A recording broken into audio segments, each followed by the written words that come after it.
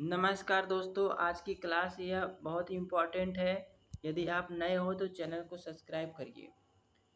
24 जनवरी 1950 को डॉक्टर राजेंद्र प्रसाद को सर्वसम्मति से 229 सदस्यों ने देश का पहला राष्ट्रपति अंतरिम सरकार के रूप में चुनते हैं।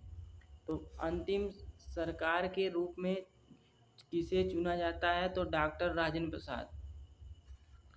जब 1950 में डॉक्टर राजेंद्र प्रसाद राष्ट्रपति बनते हैं तो उन्हें शपथ कौन दिलाता है? तो उन्हें संघीय न्यायालय हीरा लाल जेकानिया उन्हें शपथ दिलाते हैं।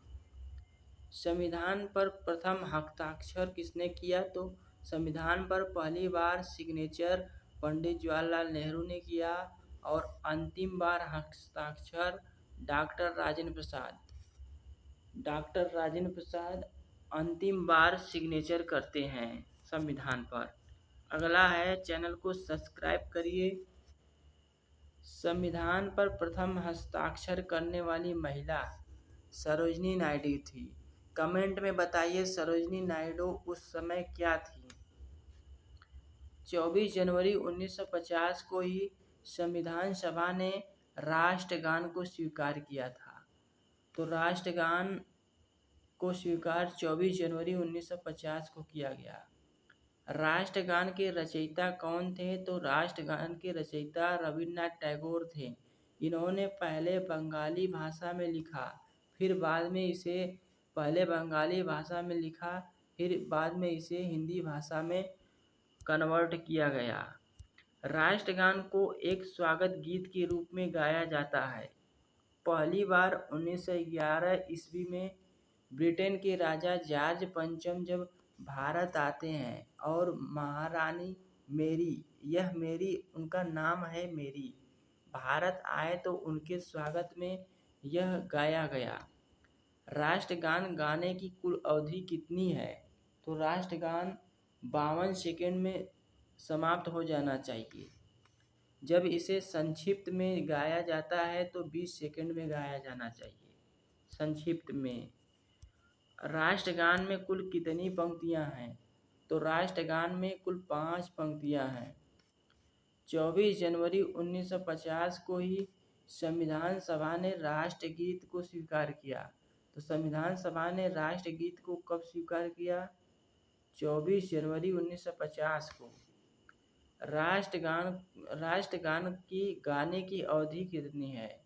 तो 1 मिनट 5 सेकंड राष्ट्रगान गाया जाता है। राष्ट्रगीत के रचयिता कौन है? तो बंकिम चंद्र चटर्जी राष्ट्रगीत के रचयिता हैं, जो आनंद मठ से प्रेरित है राष्ट्रीय गीत। अगला है, 22 जुलाई 1947 को संविधान सभा ने राष्ट्रीय ध्वज को अपनाया। तो राष्ट्रीय ध्वज को संविधान सभा ने कब अपनाया? तो 22 जुलाई 1947 को। 1921 ईस्वी में महात्मा गांधी के सुझाव पर पिगली वैंकैया ने राष्ट्रीय ध्वज को डिजाइन किया। राष्ट्रीय ध्वज में पहले कितने रंग थे? तो पहले 2 रंग थे। 1921 ईस्वी में राष्ट्रीय कांग्रेस ने एक संशोधन किया जिसमें लाल रंग को हटाकर उसके स्थान पर केसरिया रंग जोड़ा और एक अतिरिक्त रंग जोड़ दिया। आगे है, राष्ट्रीय ध्वज की लंबाई और चौड़ाई का अनुपात कितना होता है? लंबाई 3 और चौड़ाई 2 रेशियो के अनुपात में होना चाहिए।